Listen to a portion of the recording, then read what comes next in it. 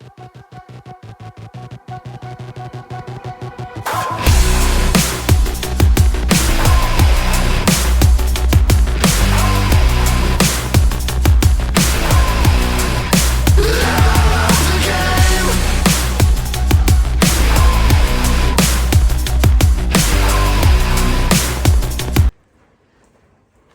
we're back from Kandos, back onto the cars. This was our water sprays we run for the intercooler because it was getting a bit hot.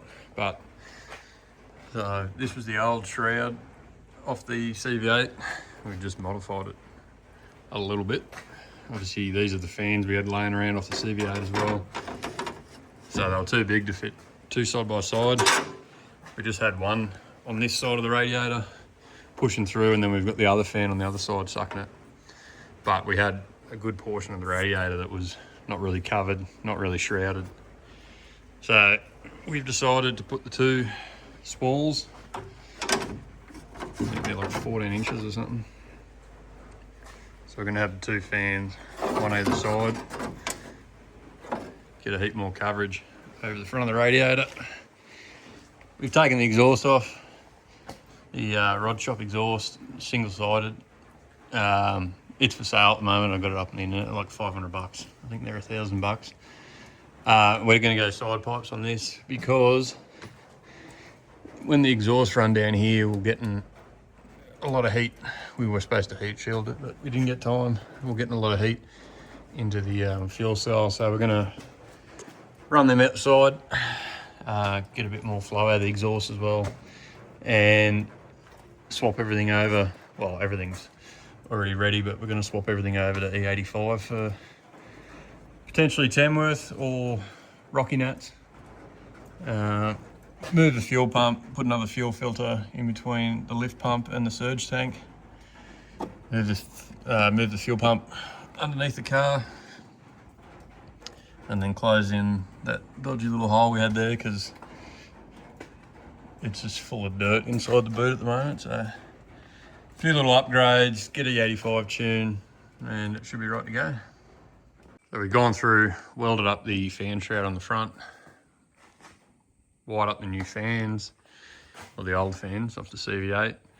So they're twin spool, 14 inches. Just to grease all this down, give it a bath after Kandos. And we've done the stainless side pipes. So I'll put up a link of who done that in Bathurst. Jeff McCann helped us out there.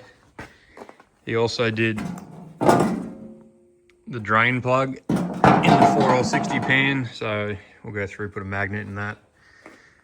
We've had a fair bit of success with the old CV8, just changing the oil pretty regularly, but you need to put a sump plug in there. Otherwise, you've got to take the whole pan off every single time to do it. So we're going to heat wrap these trans lines and fuel lines through here just to keep them off that exhaust. Move the fan because we put the fuel pump or the lift pump more in line with the bottom of the tank. Rubber mounted it as well. So it's lower, it's at the bottom of the tank, goes up. I'll jump in the boot. We put a 50 micron filter in there off this line before it goes to the surge tank. And then the 30 micron going to the fuel rail. So at Kandos, we actually blocked that 30 micron filter and caused us a few dramas. But anyway, so we put a bigger filter in there, got more filtration at 50 micron, and then we've got the smaller 30 micron still in there as well. So this is where the old exhaust run through, and we believe we're heating up the fuel tank with the exhaust. So trying to alleviate a few problems there. I'm going to make a cover up just inside here to obviously cover everything from the tyre slap when we throw the tyres off it. And on Monday, which is, well, it's Friday now, Autofest this weekend, but not in this car. On Monday, we're going to get it tuned on E85, so go dedicated E85. We were going to run flex fuel with the idea of trying to keep it on the street. That was the idea behind the rod shop. Full exhaust on the back of it, but yeah, obviously this car's not really for the street, so we went side pipes and we'll go dedicated E85. So I changed a bit of the fuel system in the back, got rid of the E85 sensor, and so yeah, we'll drop it back down, have a look in the boot. We're coming out of the lift pump to the 50 micron filter from Aeroflow. It's just an old bracket we had with a bit of silicone hose in there. Obviously we're just trying to use whatever we've got for this car, but it goes through the 50 micron into the surge tank, out of the surge tank through the 30 micron filter. We replace that filter. We've got another one spare as well. And then return line back to the tank, as well as an overflow from the surge tank back to here. And gone through and put a vent line on the tank. We were actually pressurizing the tank before, as it was fully sealed, so some restrictions with either the flex fuel sensor not having a vent line, the exhaust running past the fuel cell, all could have contributed to why the fuel cell was heating up. It was actually pretty hot to the touch. So we've alleviated all those problems, got the cooling sorted up the front with the new fans and switching over to E85. So hopefully we can keep all the temperatures down. We did have, for Kandos, we had just a water sprayer set up. Yeah, so we've gotten rid of that. We'll just monitor the temperatures when we go to Tamworth at the end of this month with this car. And so yeah, we'll go from there. We'll start wrapping some of the fuel lines and the trans lines under the car. And yeah, it's pretty much where it needs to be to go to Tamworth.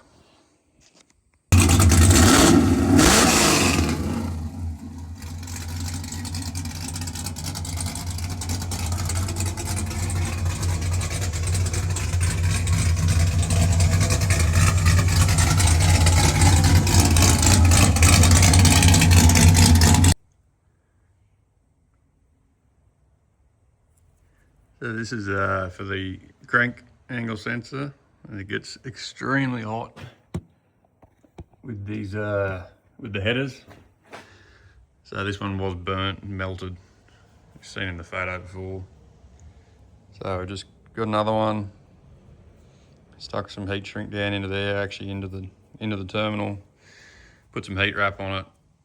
We'll splice that in. Put another piece of heat wrap in it. The knock sensor's heat wrapped as well, and then we've got some just another like a Kevlar sleeve to go over everything, and then just protect the actual plug. That plug's a little bit melted, so we don't want that drama at some point.